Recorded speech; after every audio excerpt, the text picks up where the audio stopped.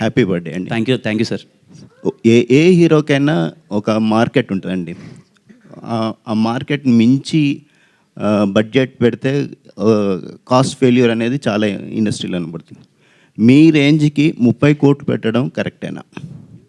Sir firstly ఇది అంటే numbers నాకు చెప్పదని కాదు, అంత అయితే పెట్టలేదు సార్, అంత మరి అది అంత ఎక్కువ అని కాదు. అండ్ ఇంకో సెకండ్ థింగ్ ఏంటంటే సార్, ఈ మధ్యకాలంలో బడ్జెట్ రేంజ్ ఇది కాదు సార్, కంటెంట్ని బట్టే ఆడియన్స్ కలెక్షన్స్ అని ఉంటున్నాయి సార్. నేను స్ట్రాంగ్గా బిలీవ్ చేస్తున్నా సార్. ముందు సినిమా హిట్ అని చెప్పి నెక్స్ట్ సినిమానా, లేదంటే ఈ సినిమా నాకు హిట్ పడిందని చెప్పి నెక్స్ట్ సినిమానా అనేది ఉండదు. ఆ సినిమా కంటెంట్, ఆ సినిమా చూసి నచ్చితేనే వస్తారు. అండ్ ఈ సినిమాకి ఇంత డబ్బులు అవసరం సార్, అండ్ మా ప్రొడ్యూసర్ గారు నమ్మారు ఈ సినిమాకి ఇంత డబ్బులు అవసరం కాబట్టి పెట్టాం. మేబీ నెక్స్ట్ సినిమాకి ఇంత అవసరం లేకపోతే కూడా పెట్టాను సార్, బట్ ఈ కంటెంట్కి మాత్రం నీడెడ్ సార్. అది రేపు మీకు స్క్రీన్ పైన కనిపిస్తుంది సార్.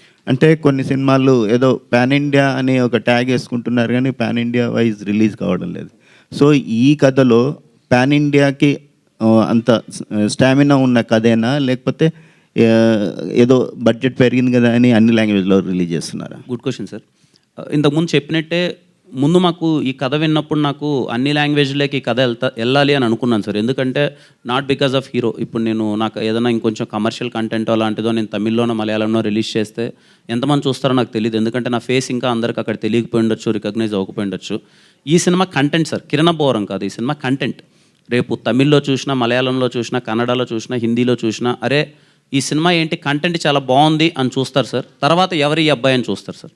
సో నేను కంటెంట్ బాగుంది కాబట్టే ఈ సినిమాని ప్రజెంట్ చేద్దాము, అన్ని లాంగ్వేజ్లోకి తీసుకెళ్దామని సార్. అండ్ మళ్ళీ చెప్తున్నాను సార్, సినిమా చూసిన తర్వాత అన్ని లాంగ్వేజ్లోకి వెళ్ళడానికి ఓన్లీ రీజన్ నేను మళ్ళీ గ్రాండ్ హీరో ఇది ఏది కాదు సార్. దీంట్లో చెప్పిన పాయింట్స్, డైరెక్టర్స్ ఏదైతే పాయింట్స్ డిస్కస్ చేస్తున్నారో అవి చాలా కొత్తగా ఉంటాయి.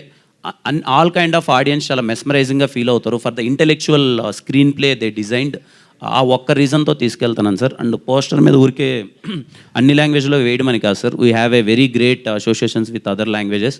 1 by 1 రివీల్ చేస్తాం సార్. Good luck.